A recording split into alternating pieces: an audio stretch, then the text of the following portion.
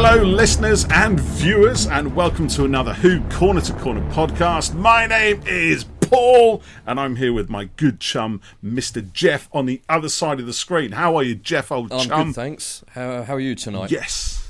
Yeah, I'm good. I'm all fired up. I'm all fired up with my scarf, which I don't have because it's too big, and my jelly babies. Yes, indeed, ladies and gentlemen. Perm my hair for tonight, yes, but I haven't. That's amazing. Yeah. You just totally ruined my introduction there, but I'll crack on. I thought you were queuing me up to contribute. No, I was queuing myself up, mate. I don't care about you. I was queuing up my own greatness. That's what I do. So I'm just messing with you, mate. Just messing with you, innit? You know what I'm saying? Right. Anyway, so yes, grab onto your jelly babies, ladies and gentlemen, because we are going to be spending a whole hour or so looking at the wonderful era of Tom Baker's Doctor, the Fourth Doctor. Yay! So many fans of the Fourth Doctor out there. I think we put some social media stuff out, didn't we, Jeff? We put some tweets out. We put some Facebook stuff out there, just inviting a few comments from various fans to see what their favourite Tom Baker stories were, what their special memories were, and we got quite a few. We did, responses, didn't we? Well, the reason we we decided to do this was it was Tom's birthday. It's not just random. It's not random, no. It's there's a reason. Thought behind all of this. So it was Tom's birthday, and did you say he was 89? 89. God bless him. And Sir Tom. Sir Tom. And in many ways, and for a lot of people, Tom, I think, is the defining image of the Doctor, isn't he? He is the iconic certainly, Doctor. Yep. From Classic Who. And I don't mean this to sound a bit morbid, but whenever I see Tom Baker trending on Twitter, I have a... I slightly soil myself with fear and wonder what's going on. I have to immediately check it. What a lovely image that is, Jeff. You know, the evacuation of your bowels in fear of Tom Baker passing. I know I'm not the only one who... Well, I don't know if they feel that way, but... I don't know if anybody has such an extreme physical reaction to just the fear of that news, let alone the actual news. And I hope it doesn't happen for a long time. I'd like to think he's unless you've got a shovel around near you. He's or some cat litter immortal, or something. You know. Some Fuller's Earth just to sprinkle around you. Why are we even talking about this? This isn't in the plan. We've got lots of content to cover. So honestly, Tom is beloved by every Whovian. I would think millions. And there's just something about him, isn't there? Tom is larger than life, and some actors are long associated with a role, whatever the role it might be, and Tom is absolutely the Doctor, and that's he embodies the role. He embodies it, and does he not? Yeah, no, he does, and the line of Tom and the Doctor, and which one starts and ends where, I think was. Who knows? Yeah, who knows? Does Tom know? Or is there even a line between them? Was there ever a line? It was blurred long ago. But Tom plays. He plays it all up. He said in interviews, he loves the sort of adulation and the attention, and he knows how to spin a good yarn and talk a bit of cobblers and get a laugh. And I'm never quite sure, and I don't know if he is either, but how much of it is being made up for effectively attention in a nice way, and how much of it's genuine. But then you think he's had quite a mad life, and probably actually it's all true with just some tiny embellishments. And I think he's obviously done other things since he finished the role on screen, but nothing was as identifiable as this. And when you say Tom Baker, it's the Doctor, and I said it's the Doctor. Some actors are known for certain roles, but or they might have a couple of roles that they're kind of well known for.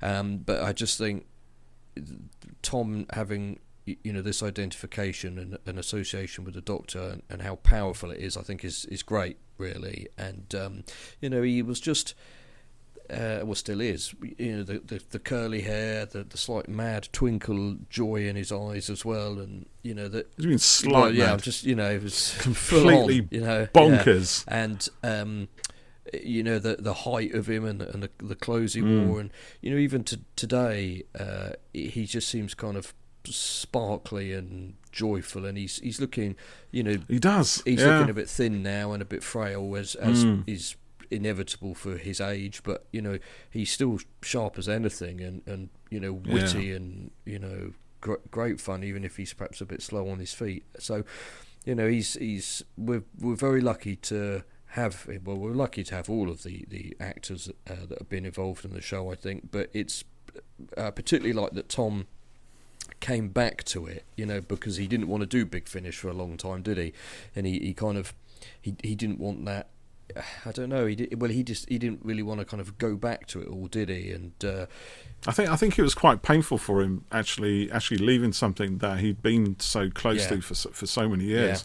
And I think it was a point in his life, wasn't it? Mostly through his 40s, I think, because he was quite late. That he was part of it. Relatively old, kind of in actor terms, when he got the parts. A bit like Clooney. You know, Clooney was pushing 40, I think, when he got his ER job. You know, or maybe not quite 40, but, you know, certainly, you know, later than, you know, you'd usually kind of become a big name. And same with Tom. And, you know, there's that famous story that he was working on a builder's yard or something when he went for the audition and had to tell him, I'm leaving, I'm going to go and be Doctor Who, and I don't think they believed him. And you know, he went and did the photo shoot and then went back to work shoveling bricks or something. You know, is it true? With all his pals, when he's living out of a bedsit, I think, living off somebody's floor at the time. Have you read his autobiography? It's a cracker. Someone commented tonight actually about how good it was, and I asked them, because maybe last year or the year before, there was a listing for another biography on Amazon, and which looked to be a new one, and then it's right. Well, a new Tom Baker, a new one, autobiography, and it seemed to vanish and hasn't come out. So I don't know whether that was. Did it even exist? Well, is that the one that they meant, or was there another one? So no, I haven't read it, but I'd like to. It's very worthwhile. It's a good. I read most of it in one day when I was walking. I decided to do myself a walk from one side of London to the other, and it nearly killed me. But I spent the whole day doing it, and it was one of those things. And I had Tom Baker's autobiography with me, and I'd read most of it already. But the last few chapters, I kind of, when I stopped to have a coffee or something to eat, or just to basically stop myself from collapsing into a puddle on the floor, I'd just read a few chapters of the autobiography, and it's one of those moments where it was almost like a life moment in a weird sort of way. I'll always remember getting to the O2 Arena, which was then the Millennium Dome, as they were building it. And it's this really silent kind of part of London it was kind of weird, with Tom Baker's autobiography in my hand, and I think the last chapter I actually read pretty much as I was kind of walking, just as I finished this journey, and it was weird. That's just a personal thing. People, I don't expect anybody to sort of think that's worthy content, but there it is. It's out there. I'll always remember that walk that's reading good. Tom Baker's auto at the same time. Very strange. So we put some polls out there, didn't we? We put a. Go on. I went to the Doctor Who 50th celebration that was at the Excel. I did go there. Excel, and it was on the Saturday. It was a 3-day event, and on the Saturday it was the only day that Tom was appearing. And so they had 3 panels, 3 talks during the day. So one of them was with Matt, Jenna, and Moffat. I think it was just the 3 of them.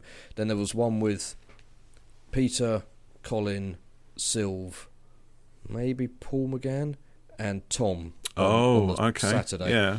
And then the other talk was with Danny Hargreaves doing some effects and blowing up a Sideman and stuff like that. Yeah. And they introduced all the doctors, and they came out, and then Tom was announced. I think he came last. I can't really remember. But anyway, the place went nuts for him, and he came out, and I think he had a suit on and his walking stick, and he came out and he slowly saunters across the stage, lapping it up. And he went and sat down on the arm of the sofa. And all the others were sitting on it, and there was just he obviously loved being there. And I don't know whether the others were a bit like, "Oh, come on, put the spotlight back on us." But it was great that he did it. And there's a really great photo of those classic Doctors and Matt all together. That was taken on the day, which was really nice. He was absolutely fantastic. When they'd ask him a question, he'd pause dramatically, before make answering, sure everybody's listening. and he knew how to work it all, and so that was great. I felt very lucky to have seen him there. And then that evening I went to the cinema to watch Day of the Doctor. I could have stayed at the Excel for it, but it was all a bit unclear about what time it was going to be on and when, and if they were going to be doing it. So I ended up booking to go see it at a cinema, which was fine, and it was full of other Whovians as well. But the bit when Matt is in the gallery and you see the white hair come into shot, you people cheered. They knew straight away that it was him. There was a big gasp, intake of air in the cinema when I watched it. I was like, just this respect, this almost reverential kind of. And also it's nice that as the years have gone on, he obviously still has that, but it's gone to the other Doctors as well. When the other classics turned up in Power of the Doctor. I think that was the other classics. Quite a big moment, as well. So the other classics. we put out some stuff on on the socials, didn't we? So I'm going to pass it back to you. Oh, thanks, mate. Yeah, cheers. No, yeah. That means I've got to open up a web page and stuff. All right, so we kind of put some stuff out there. What I did was because we did a poll, didn't we, on Twitter? I've got that here. But on the you've got that there, yes. We'll do that in a second. So I just wanted to have a look at the Facebook because we told our new building followers on Facebook that we were doing a Fourth Doctor special, and if anybody had any special memories to kind of share with them, there's quite a few which came in actually. Matt Albert has put one of my first TV memories was watching Robot, which is Tom's first adventure. He says I was only 3. Oh bless, he's older than me then, so that's good. Remember feeling very upset with the robot's demise. Obviously at 3 years old we all side with the robots. Ed Kilbane says he's always been partial to the Mask of Mandragora, the Talons of Wenchai, and the Hand of Fear. We've got who's this? Andy Kalakana, who says so many great moments. One I'll choose is from the Ark in Space. You're getting better, Harry. Am I really? Entirely my influence, of course. You mustn't take any of the credit. So there you go. It's a nice little change. There's quite a few of those. So I think another one from Stanislav Stanley Migra, who quotes from Robot, actually, that moment where the new Doctor is kind of skipping with Harry Sullivan. It's just brilliant. And the both of them, they're still skipping. And they manage to deliver their lines. It's great. I mean, that is as much of a mission statement for the Fourth Doctor as anything. And there's part of it which Stanislav quotes here, which is, Mother, I feel sick. Send for a doctor. Quick. And you imagine Tom's eyes just going there. They're almost face to face.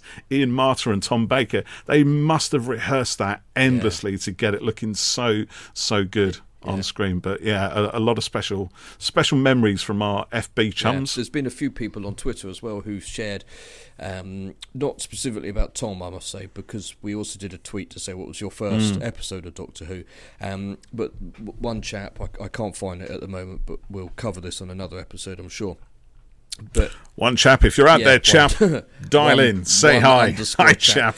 But there's one chap. Literally, what you're saying, Jeff, is we had one response to the tweet, and you can't remember the name or the handle of whoever did it. Actually, there was quite a lot of responses on that. Dropped down the list. He said that he remembered watching the very first episodes sitting on his dad's knee in the living room, and I thought it was obviously such a strong memory that it kind of burnt into his mind like that. And then someone else said that they remember being called in from the garden on a Saturday to come in and watch this show that Dad thought that they'd like, and I thought it was, it was lovely, really. The idea, that these guys when they were kids, the dads wanted to share that with them and call them in, and they remembered it so strongly, and here they are 60 years later, still fans of it, which I thought was brilliant. That's brilliant. So my dad used to turn it off when it came on, so I never had that, sadly.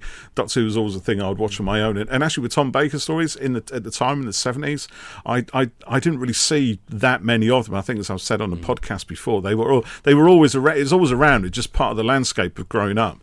But I rarely used to actually sit through an episode, and certainly never sat through a story. So I only ever remember fragments, the occasional cliffhanger, like the cliffhanger to City of Death when Scarif pulls off his mask, the Brains of Morbius, Arc in Space, just a few little bits, more probably from season 17 and 18. Remember being entranced by Destiny of the Daleks and the Creature from the Pit. And then I think at season 18, I actually managed to win the remote control. My dad was always wanting to watch Buck Rogers, or specifically Wilma Deering, and I just wanted to watch this weird Doctor Who thing, because Doctor Who was getting a bit weird in season 18. It was very different, but we'll probably come to that, no doubt. So it's always been part of growing up, I think. So a lot of special things. I didn't watch it. Memories. That's the word. I was too young to watch Tom when he went out. Just throw that one in. It's going to sound. It's a little nipper. Sound insulting. Well, you're sort of late 70s, aren't you? Is that when you were thrust into the world? Essentially, you came flying out. The 80s, really. November 79. All right. It might as well be. Right. That's still the 70s, mate. Might as well be the 80s. Still the 70s. It's got 7 in it.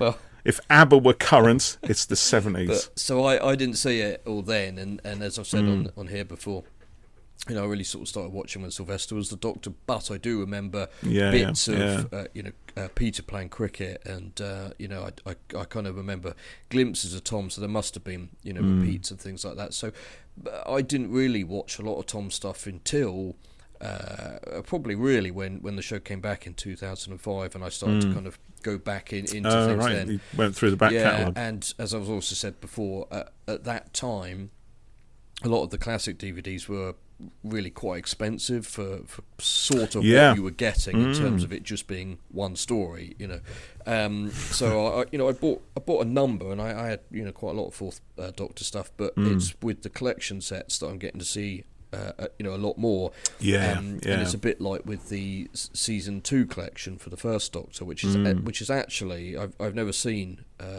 most of the stuff on there before. And it's given me a new appreciation actually for the First Doctor, because in my head he was always quite sort of crotchety and grumpy, but actually he's not. There's a lot more to him than just that. This is the thing. I think this is why Terence Dicks, great though he is, and a lot of other writers, I'm singling out Terence Dicks, but when they do that one-line description of the Doctor as a slightly, often grumpy, slightly crotchety old man, that becomes ingrained in your psyche. But season 2, particularly of William Hartnell, he's cunning, he's sly, he's funny, he's treacherous, he's manipulative, he's childish. All of those things. There's so much variation in Hartnell's performance. Been really enjoying it, and actually thought, God, all these years I've kind of not gone for the First Doctor stuff much, because I've had that thing in my head of him being grumpy, and from what I have seen, kind of thought, that's true. But I must admit, when I started watching season 2, I was like, what the hell? This is not what I was expecting at all. Have you watched the Romans yet? I just got to the cliffhanger on the episode before last night, actually, when the TARDIS falls off the cliff. So I can't remember what the episode was called, because like I said to you before, you've got the main story name, but then each it's the rescue, isn't it? That's before so where Vicky comes into it, Maureen O'Brien. That's a great story. It's really good. Well, we'll talk about that another time. I like the sort of twist in that as well. But it's quite dark. It is really dark when you think about it. So I'm really enjoying it all. But yes, my original point was getting to see Tom episodes. For the first time, and fine if you want to gatekeep it, whatever, not you, but anyone, but it's a financial thing, and blah blah blah, but it's great, and it's kind of all of this stuff is here, all this 60 years of history, and the idea of someone going, oh yeah, I started watching Doctor Who with Christopher Eccleston. You go, well, actually there was 25, 6, whatever years before that to watch. Wow, there's a whole universe of it. There's a whole world just waiting for people to discover. I like that I'm still discovering new classic Who in this day and age. So I really enjoy Tom's stuff, and I have quite a leaning towards the sort of this won't surprise anyone who knows us, but the kind of gothic horror stuff that they do, and we'll probably talk a bit more about the Big Finish stuff later. But they've done a lot of spookies with him and horror tinged stuff, which I really like, and that's probably the time when Mary Whitehouse was getting very upset by it all. But yes, to go back to the poll, which was the original point of this ramble, we wanted to run a poll to chuck out some episodes to see what people voted that we should do a bit of a rewatch on, and we couldn't really decide what we wanted to watch, could we? There's almost too many to choose from. He's got 8 really? seasons worth of stuff, and there's a lot, and so automatically the choice is vastly outnumbers the other Doctors. So we put up Nightmare of Eden, which is a favourite of mine. I love the man. How do you pronounce them? The mandrels. Mandrels. They look so cool with the kind of little tentacly things and that sort of slightly kind of triangular sort of head, and that I think they look great. The big eyes, the big glowy eyes.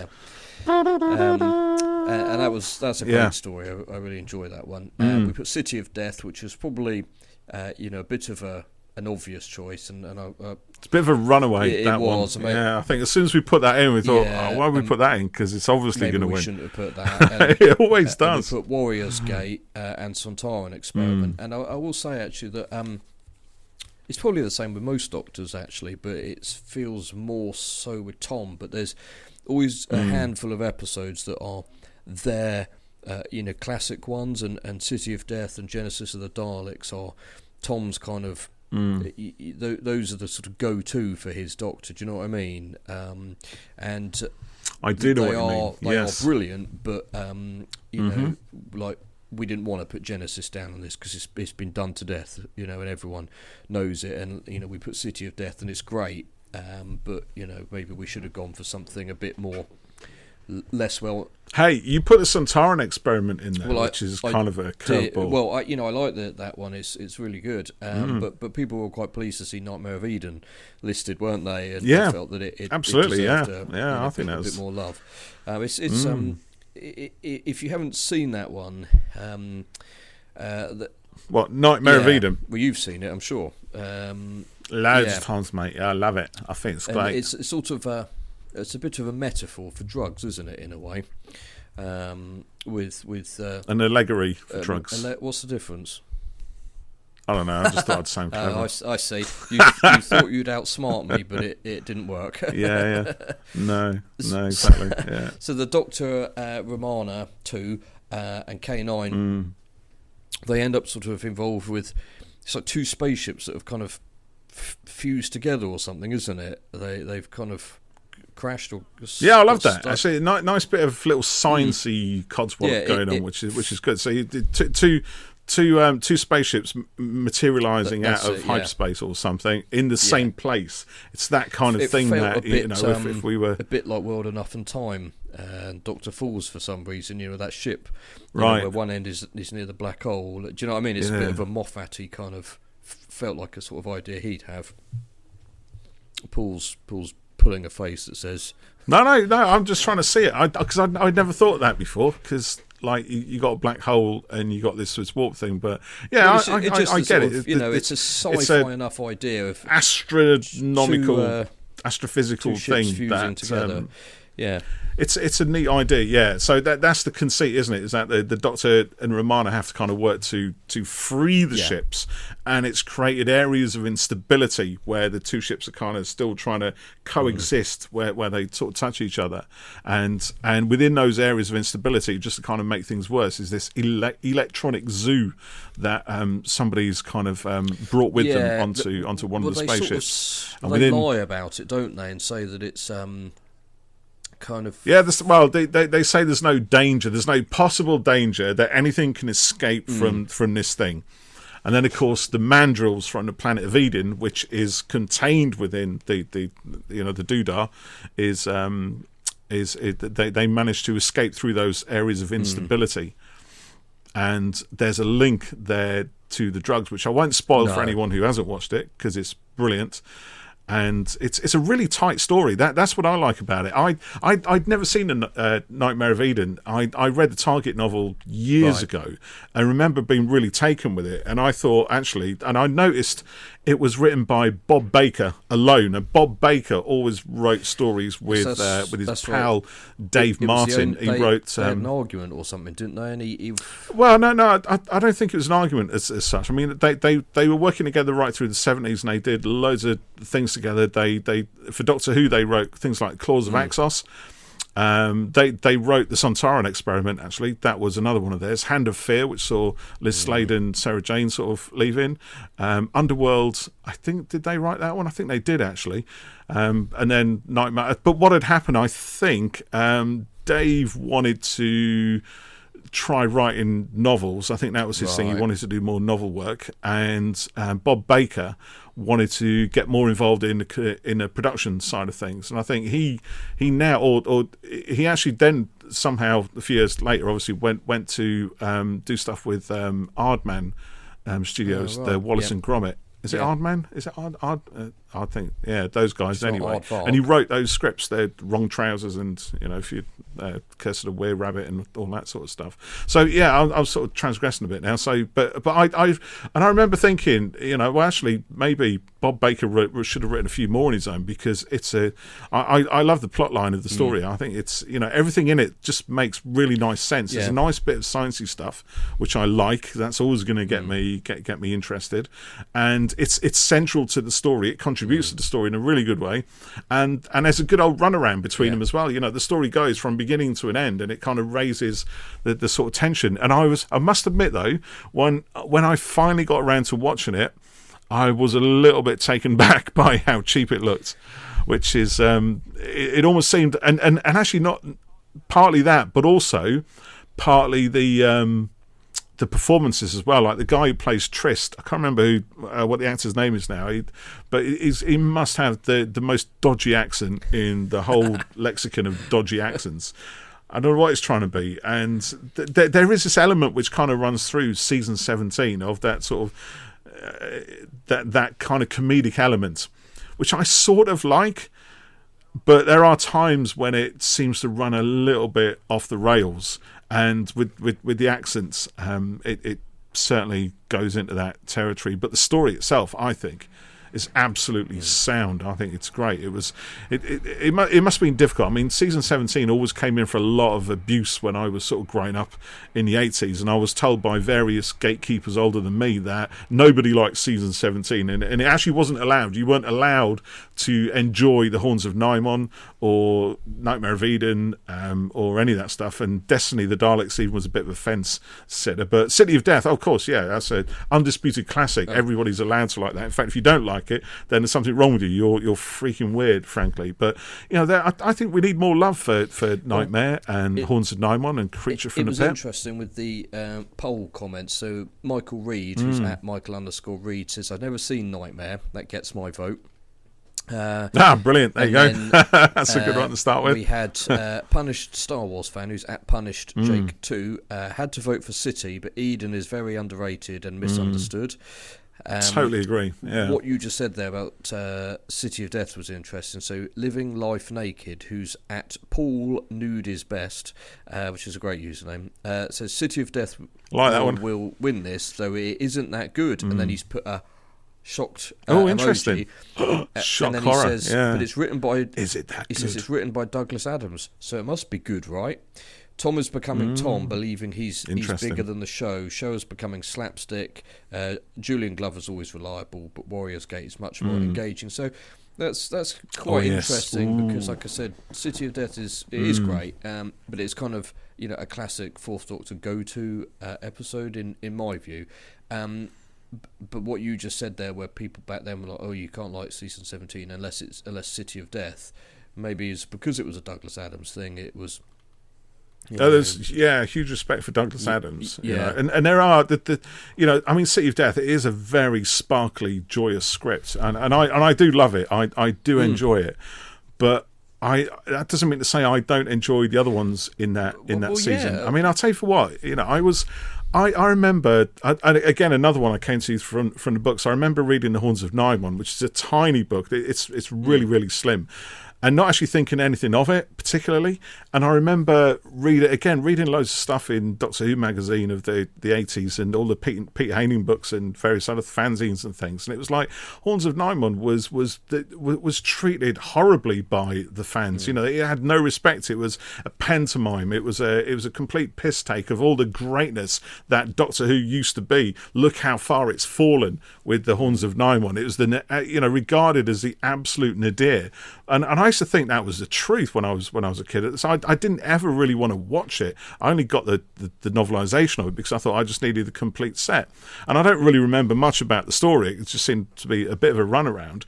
But when I watched it, I thought, well, what's everyone kicking off about? Yeah, because, again, like Nightmare of Eden, the story is sound. I think more so in this one, the performances do tend more towards the kind of pantomime and light-hearted melodrama. There's also, almost like a conspiracy in the production to make certain things as ridiculous as possible. There's a weird noise the TARDIS gives off, and they pile all the weird noises on, so there's springs going boing, boing, and boo, and whizzes and bangs and flashes, and it goes on and a bit, and the Doctor just kind of pulls a face and goes, well, that wasn't meant to happen, or something like that, or that's odd, something, whatever it is. They are playing it for laughs, but there's nothing wrong, I think, with the story. I think I saw an interview in the season 17 collection box set with Anthony Reid, who was a script editor of the previous season, the Key to Time season, and he'd written The Horns of Nimon, and he kind of says, look, I didn't actually write it like that. It's my story. Those are my words, but something's happened in the process. They're playing it for laughs, and it's like, well, actually, they are, but only in certain ways. They're not. I always thought it would be one of those stories where it was just completely given in to the comedy, but it hasn't. It still retains a kind of seriousness and a sort of darkness. And actually, Anthony Reid doesn't get away scot-free because he must have written the best line in the whole thing, which is the pilot, the Sconan pilot, who captures all the teenagers to take them to the sacrifice tribunal thing, tribute, that's the word, and he calls them weakling scum. It's like every chance he gets, he's just got to point a gun at them and go, weakling scum, ha! As if to just say that's what you are, which I love. It is OTT, there's no doubt. It is ridiculous, but the story, like Nightmare, I think is bob on. I just want to bring up a couple of other tweets here. Yes. I was just saying about some people's view on City of Death, and this is one of the things that I like about Who. You can have really varying opinions, but as long as you can respect each other, then it's absolutely fine. So Andy Parkinson, who... That doesn't always happen, though, does it? It doesn't, no. I don't know why we think that. Sometimes we can get very, very passionate about our opinions and mistake them for facts in the heat of the moment. Anyway, continue, yes. Mistake for facts? They are facts. Andy... My opinion is a fact. It's a fact that my opinion is a fact. And if your opinion of my opinion of being a fact is wrong, then I'm afraid you are wrong. And that's an objective fact. And if your opinion of that differs, then you are quite wrong. I told you I don't have time to edit this one. Me neither. No, let's crack on. What you got? So Andy Parkinson, who's at Caffrey71, says City of Death is the best story in the whole of Doctor Who. So naturally it wins my vote. But fact. But Nightmare of Eden and Warriors Gate are both wonderful. And then Braden Smith, who's at Braden Smith, says City of Death is my favourite classic Who serial. But then Matt Stanhope, who's at Matt Stanhope 17, says City of Death is too obvious. My money would be on Warriors Gate with the Sontaran Experiment as a close second. So says Mike Baldock, who's at Vote Mike Baldock, said Warriors because City is so good it's been talked about to death. So it's and the 47th Hour says I really have a soft spot for Nightmare of Eden. So it's quite nice that that I think it's heartwarming to see that, to be honest.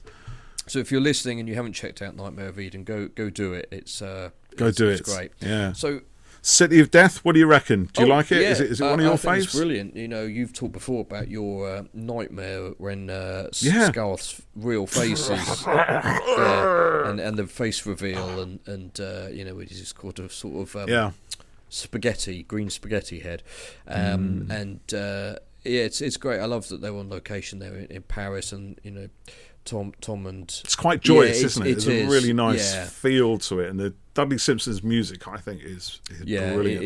It's a really good one, and the ship is kind of a big ball on legs, isn't it? In it, and it sort of pulls up like a big spidery crab thing and lifts off, and just the Jaggeroth spaceship. It just suddenly reminds me of the I think it's the Omni droid in the first Incredibles film. I wonder if it was a deliberate homage to Oh my gosh, that is such a long time since I saw that. I cannot even remember what it looks like. I don't know why you've just turned into Gretchen Wiener and try and make fetch happen there. Is that what it is? Maybe. It's getting late, mate. That's why. Look, the light has disappeared. Everything's getting very dark because it's now midnight. It's not that late. Yeah, no, it's not midnight. So tell me, what would be your top 3 Fourth Doctor episodes? Ooh, I didn't know you were going to ask that. Normally we plan these things, listener, and he suddenly comes out with it. What do you think? No, I know. Okay, I can answer it straight away. You don't need to give me time to think, mate. I'm on the ball, innit? Yeah, that's what I am. Well, I'll tell you what, my favourite... no, Warrior's Gate would definitely be in there, I'll tell you. But, do you know, it varies from time to time. Because I love the high concept-ish kind of idea of Warrior's Gate, combined with the sort of the attempts to depict a gritty kind of spaceship in the style of alien movies and stuff like that. And I love the fact that Paul Joyce got so wankered on the whole thing and so behind and so fractious with, you know what I mean? And the whole thing kind of almost fell apart, that he was actually fired. Or was he fired? No, it was Alan Bromley on Nightmare of Eden who was fired. He was fired for half an hour and then had to come back, and Graham Harper kind of helped him finish off, and John Nathan Turner got in there as well, and it was just, but what they result, and I think Stephen Gallagher, who wrote it, has had issues with saying, no, it's not my script, I didn't write that, that's not what I wrote, because it wasn't really, it's Paul Joyce and Graham, was it Graham? No, I was going to say Graham Williams, but it couldn't have been Graham Williams. But anyway, it was Christopher Bidmead.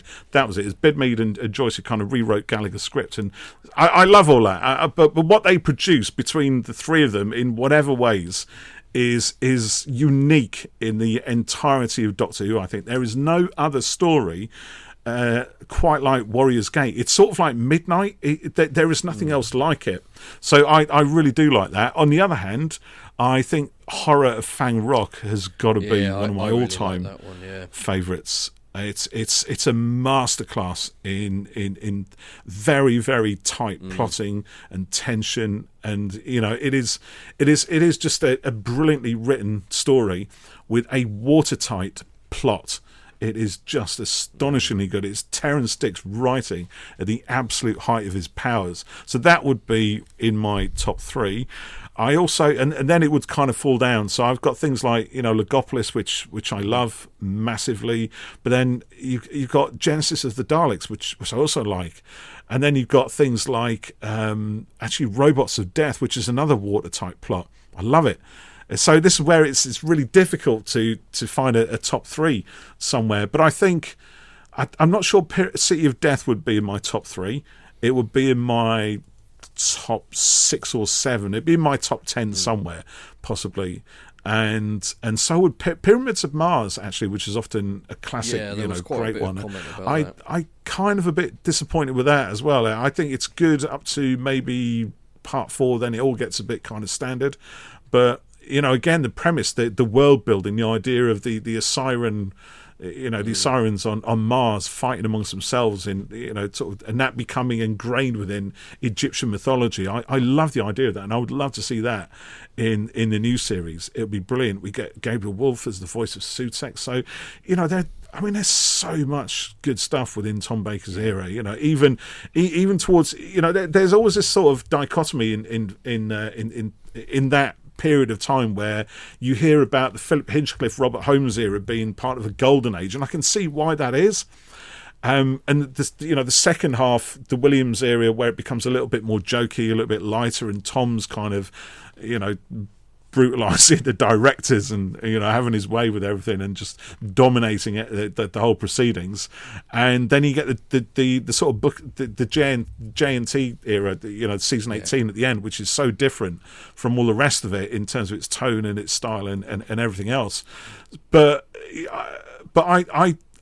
I find positive stuff within all of those eras. I don't necessarily hold that golden that Hinchcliffe Holmes era as a god tier golden age. I think it's good, but I think actually the stories are relatively light. They're impactful in terms of their imagery and what they kind of pull from the whole sort of Hammer horror B-movie monster movie kind of vibe. And most of them do something original with it, but more often than not, and Talons of Wenchang is a really good example. Brilliant story, brilliant performances. Everything is really, really great. But the last episode, it just hinges completely on a shouty villain getting more shouty, and I just dislike all the shouty villains. It's like they're just one after the other, and they all just go. What's his name in The Hand of Fear? Brilliant. When I forget his name, Eldrad, right? Brilliant when he's a woman. In the first 3 episodes, as soon as he turns into a bloke, he turns into Stephen Thorne, who played a shouty Omega in The Three Doctors, becomes a shouty Eldrad in The Hand of Fear, and that last episode again is just loads and loads of shouting, and it's just it just annoys me. But that's of its era, and I think later on in the Graham Williams era, things became a little bit more varied. The stories didn't so much hinge on shouty villains. We had a bit more variety. That's my thoughts on a thing. So sorry, Jeff, you did ask me a very simple question, and I would say it's taken me 10 minutes to give you a very long-winded answer. So what are your top 3? Go on, share. I like the Sontaran Experiment. Yay! I like Horror of Fang Rock. Yeah. I also really enjoyed The Hand of Fear. And did I think it got a bit shouty? Yeah, it probably was a bit more interesting. Totally. When she shouty. was sort of diamondy, cone-headed sort of. Female Eldrad. Yeah, Zool type of thing. Oh yeah, that looks a bit like that. Zool. I like Nightmare of Eden as well. And so you mentioned more than 3 now already, haven't you? Yeah. It's difficult, isn't it? Yeah. I haven't seen everything. I will admit that, but out of the ones I've seen, which is obviously all of the collection sets, but I have got others on DVD as well that I've watched as well, but I can't remember them off the top of my head. But I must say I've listened to a fair bit of Tom's audio stuff on Big Finish as well. There you have me at a disadvantage, sir. But I will also say, as we've said on here before, the Big Finish library is ever growing and ever expanding, which is really the same thing as growing, I suppose. And it does get difficult to keep up with it and just to sort of pay for it all, really. So when I first started listening to Big Finish stuff, which was probably about 8 many years ago. It's when I was a boy, wasn't it? It's when it was. When I was a little nipper, a Big Finish ain't even started. It's when I started listening to him back in the day. That's sorry, mate, I was just buying you time there. Go on, go with it. It was probably about 8 years ago, actually. 8 years, man and boy.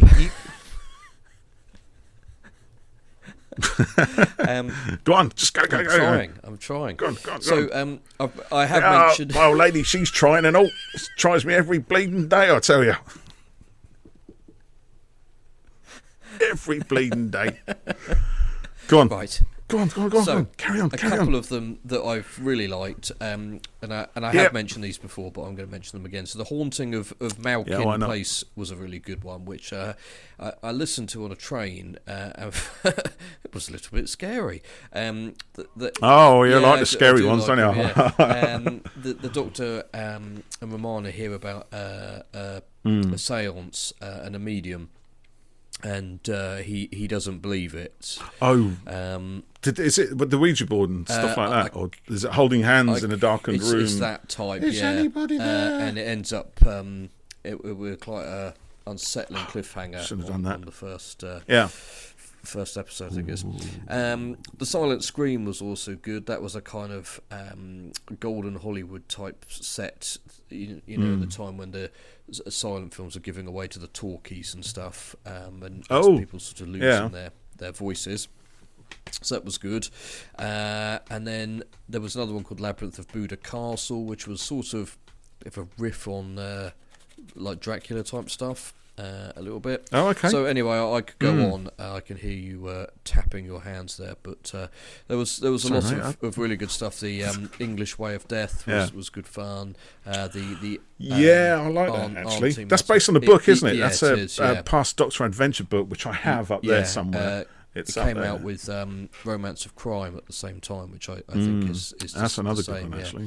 Zygon Hunt, that was good. Crooked Man, that was really good. That was about kind of a creature made out of books and things coming to life, like concepts from books and stuff. So quite spooky.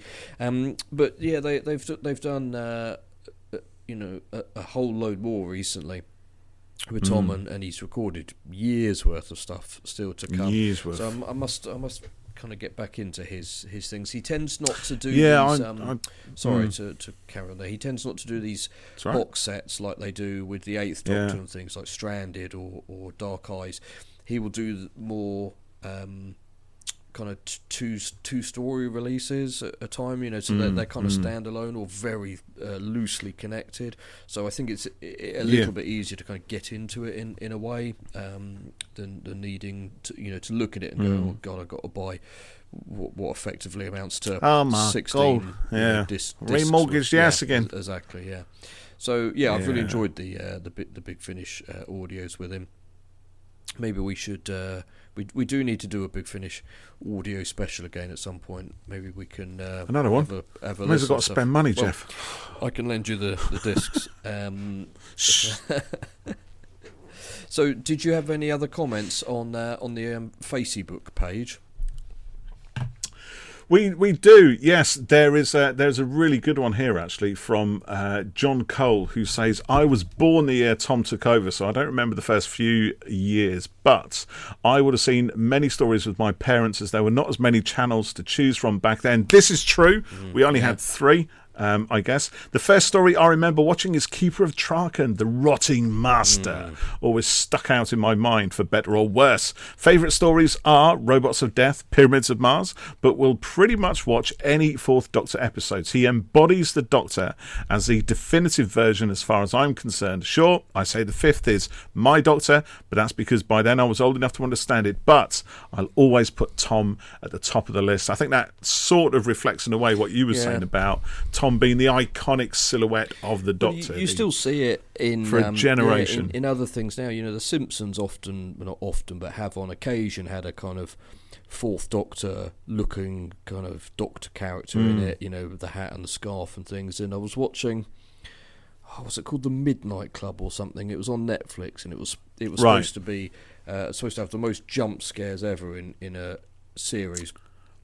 So I thought, I'll give this a go, see what this is like. And it got to the point where it wasn't even scary. It was just absolutely ridiculous, probably on purpose. But one of the characters in it, he dressed like Tom's Doctor for Halloween. Someone said, "Oh, what you dressed like?" He said, "I'm Doctor Who." And then I think maybe it was that same show or one of the other ones by. I can't remember the guy's name, Mike something, who's the sort of creator of these things, a bit like Haunting of Blythe Manor. I think it might have been Midnight Club or one of the other ones. They had a Doctor Who pinball machine in it. I thought, he must like him. It seems too kind of deliberate. You know, if you're listening to this, Paul's pulling a confused face at this point. He's got no idea what I'm talking about.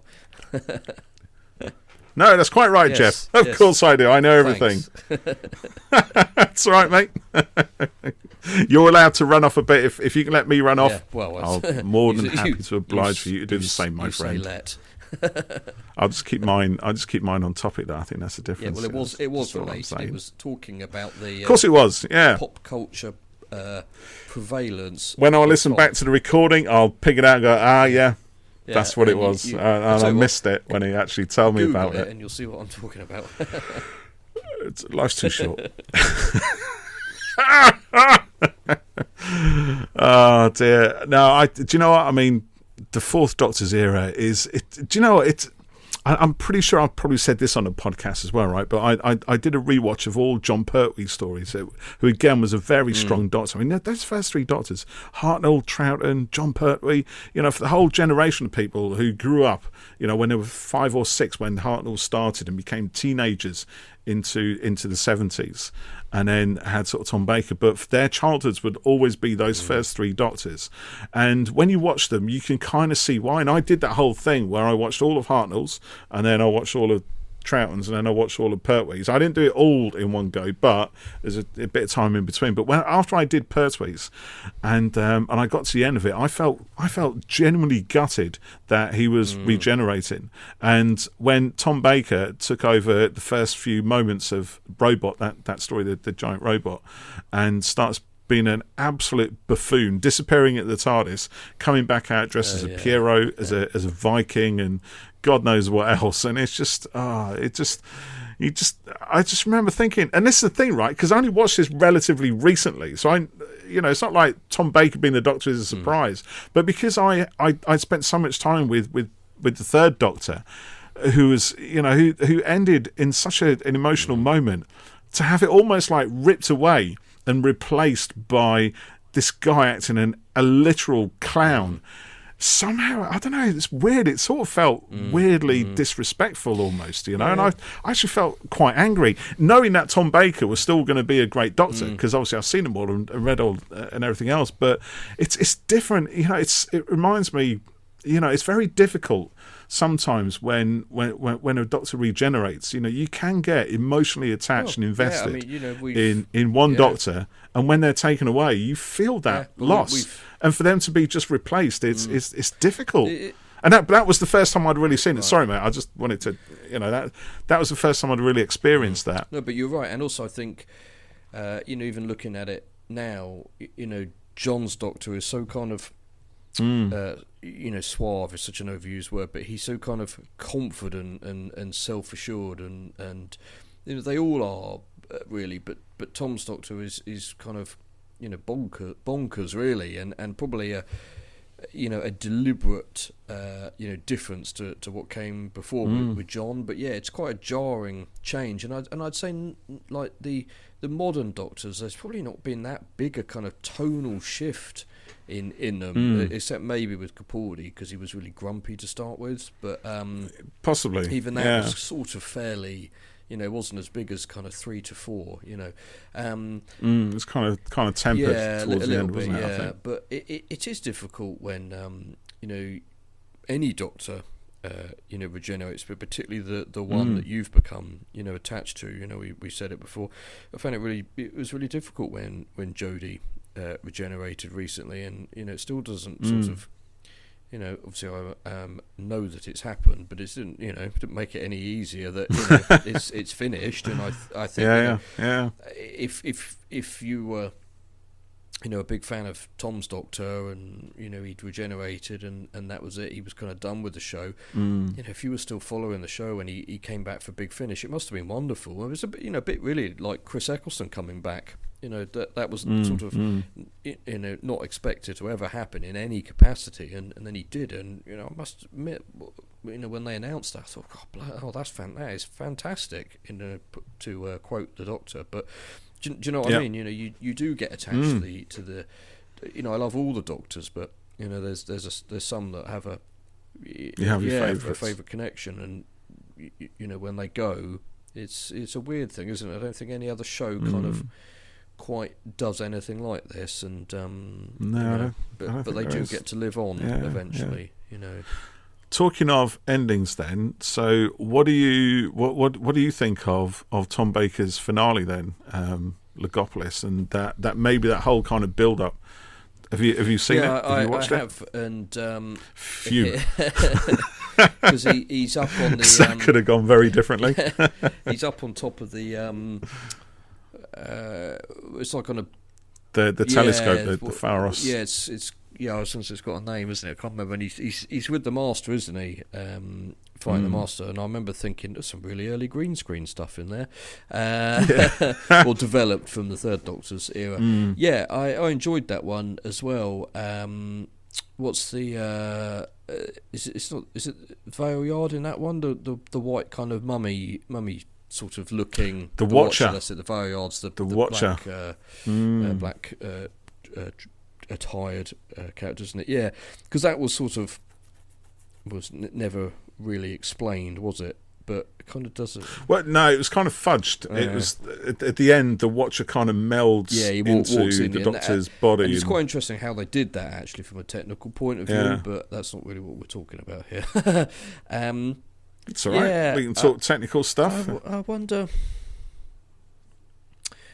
He kind of sinks into his head with this green star coming out, and is it Nissa who says it? The Watcher was the Doctor all the time, or something. So it was almost like the Watcher is kind of that sort of halfway phase between one regeneration and another, and is kind of stuck there, not able to do anything until events play out in Logopolis. It's a good concept, and it's a shame it was not sort of explored more. Maybe it is on audio, I don't know, because we were talking recently about I think it's called the Lumiette on the Missy audios, which is a sort of halfway kind of regen. What did I think of Logopolis and the end there? I wonder if Tom was kind of running out of steam a little bit and unhappy with, this is sort of the time when he was, notoriously crotchety, wasn't it? And he so kind of identified with, Sarah Jane and Leela and Romana, but then when he's got Adric and Nissa and that, a bunch of young kids, I know it didn't last for long, but it was a bit odd, and they are definitely the Fifth Doctor's fam. So that was a bit strange. It was kind of like, it was a sort of odd farewell, I think, really for his Doctor, unlike any of the others, probably because of the Watcher and stuff. And I think I probably would have found it more engaging if he'd been with Leela or something like that. Right. So if Romana had stayed to the end, so to speak, and like with Matt Smith's regen, it was effective with Clara, but they hadn't been together that long. But then when Amy turned up in dream form or whatever, suddenly it becomes more powerful, and the same with Capaldi when he sees Clara on the battlefield, and even though, is it the glass robot thing doing it? I can't really remember now, but it makes it more powerful. It's Twice Upon a Time. She's not there at the exact point of regeneration, but he sees that process leading to it. Makes it a bit more. But again, you see, with and I think this actually started with Tom Baker's regeneration, that kind of revisiting of companions. And in the modern series, they're actually there in some sort of form, rather than taking clips from some of their old stories and then mixing them into a special effect to revolve around his head. But that's when it started, my friend, right there, because as the Fourth Doctor is dying, he sees all his companions, Sarah Jane, Harry Sullivan, Leela's there, Romana 1, Romana 2, all saying little words to him. Completely forgot about that. Yeah. There you go. And his enemies as well, they coming in, Daleks, Doctor, die, Davros, die, Doctor, and the Master going, die. No, actually, see, that's the Fifth Doctor's regeneration. Die, Doctor, die, and don't die, Doctor. But Adric, but you're dead. But it was still. But again, they did it again in the Fifth Doctor. But also, I think, do you know what, I'm gonna have to rewatch it again. I feel like I need to. We get the Crispy Master coming into the Fourth Doctor's regeneration. Hey, Doctor, Peter Pratt with the big golf ball eyes. Crispy pancake. Crispy. Yeah. It's good. I have to say, I mean, season 18 is my all-time favourite of all the classic series. It's the one that feels the most thought out, the most. It's got a lot of structure to it, and it has a beginning and an end, and it starts with the story, The Leisure Hive, that is very different in some respects to what went before it. So the story that we would have seen before that would have just been the Horns of Nine one. If it had come off the back of Sade, it probably would have made a bit more, seemed a little bit more seamless, I guess. But already there's a big stylistic difference in The Leisure Hive. But the story itself is actually quite traditional. It's a David Fisher story, and he's already written for a few stories previous, so he's a good one to sort of continue on. But then we get an increasing number of new voices come through. So we get Meglos, written by different people. I can't remember now, Fleming and somebody like that. And then we get a Terrence Dicks story in there as well. So State of Decay, which is a script that would have been in season 15, I think, and it was written for that, but it was postponed because there was already a vampire story on. So by the time that story actually came to be written, it was 1980, and it became State of Decay. But with Chris Bidmead's kind of additions and adaptions to it, which throws a bit of sort of sociological science into the thing, and there is a big foreshadowing. There's this looming shadow throughout. Each story in season 18 plays with the idea of the Doctor sort of dying or getting old or something. The Leisure Hive has him aged in the tachyon generator machine, so he comes out looking like Leonardo da Vinci for a couple of episodes. So again, it's playing with the idea that the Doctor is going to change, he's going to die, he's going to get old or something. In Meglos, you have the doppelganger thing. So again, he spends a lot of time as a walking cactus. And and so on, and so there's always something in each story that kind of plays with the idea of the Doctor changing, and then. But then towards the end of that, we get the Master also changing as well. So we have the Master's own, not quite regeneration. He inhabits the body of Nissa's dad, Tremas, which has exactly the same letters as Master, but in a weirdly different order, which is just amazing. Really, it's such a coincidence. And I remember that grandfather clock disappearing and the Master's face at the end of Keeper Traken, and that is, I kid you not, that those stories there coming out of Warrior's Gate, going into Keeper Traken through Legopolis, that is when I really started to take notice of Doctor Who. That's when I started to decide I'm going to stay in and watch it, and I hadn't actually seen The Leisure Hive when it was out, and Meglos and that. They were totally, I just didn't even know they existed. So it was only later when I read the books and watched one UK Gold and then got the DVDs and everything else that I realised that they existed. So then it became, then Legopolis kind of made more sense, or season 18 kind of made more sense. And there's always something in it every time. It's a little bit more sterile, perhaps, than some of the earlier stories. It doesn't have that kind of dark, gothic vibe that the Hinchcliffe Holmes era had. It doesn't even have the comedy that the Douglas Adams, Graham Williams era even had. But it is quintessential Fourth Doctor. And the Doctor inhabits these stories like a brooding, almost menacing figure at times, and Tom Baker was quite ill, I think, through a lot of that, and he was quite, again, and you're right, I don't think he did get on with John Nathan Turner so much, and saw all these young people coming in and changing ideas, getting rid of the humour, putting in more science, which is just as implausible as the other signs. But I think Chris Bidmead made efforts with his writers to give it some plausibility, to make sure it added and benefited the story, and to make sure that there were narrative threads, almost like a story arc, going through from beginning to end. So and I love it, and I think actually Legopolis is kind of a catastrophic story in terms of the universe actually is going to finish. The Master does something stupid, and it does trigger the collapse of the universe. He wants to take over the universe and everything else, and has his great speech prepared, which has been repeated in the modern series in various ways, I noticed, to great fun. Peoples of the universe, please attend, and all that. But he does end up destroying the universe, and it's brilliant. And the thing is, it works because there's a rationale for it. The universe is being kept going by these mathematicians who are able to construct matter or change the way matter behaves because they can change the way the mathematics behaves underlying all matter. And it's a great idea. There's something in that is rooted in what we know. Warrior's Gate has the idea of quantum threads going through the universe. The fact that you can tap into those quantum threads by I Ching, for example. The way we divine the future through I Ching, or the way that Adric does it, it's a similar thing. He tosses a coin. With I Ching, you toss a coin 6 times and it gives you a kind of direction that you need to go in.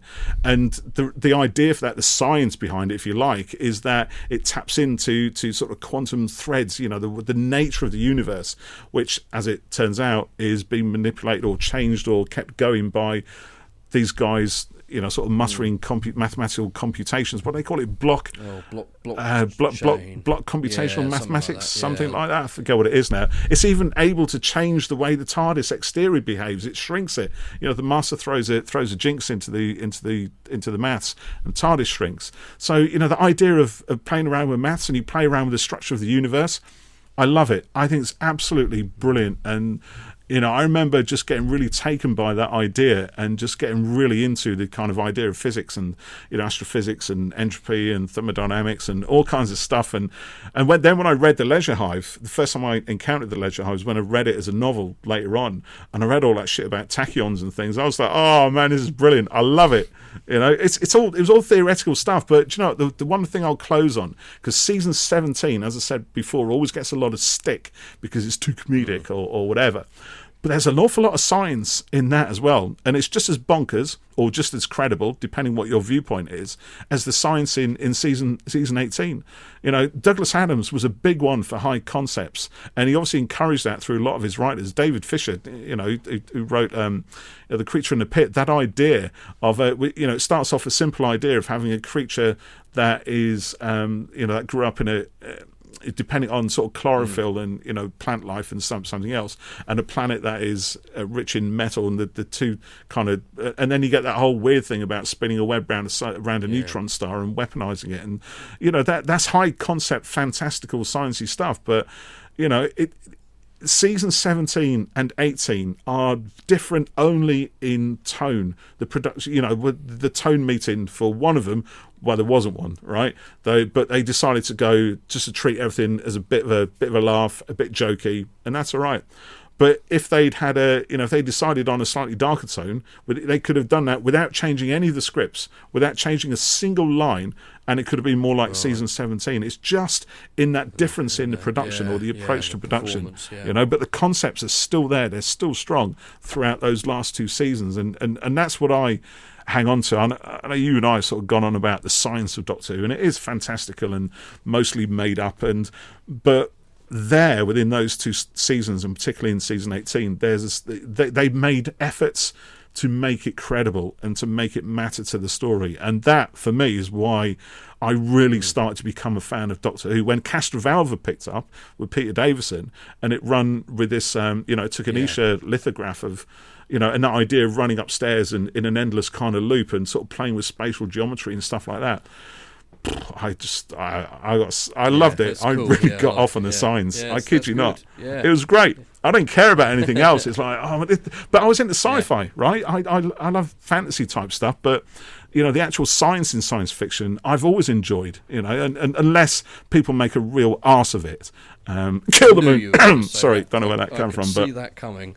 Anyway, that's what I'm getting to. But you know what I mean? It's a difference. So, you start, the Tom Baker era started with all that gothic horror and those pastiche kind of almost mini movies, the big cliffhanger and the lumbering monster, the mummies, the Frankensteins, all that stuff, which is brilliant. We had alien races that have, we've had mysterious villages. The Zygons in the Loch Ness Monster story, and again with the Termination story, the android invasion, where things don't seem to be quite right in an English town, and there is so much variation, but there's something for everybody in there. I think it's a bit like in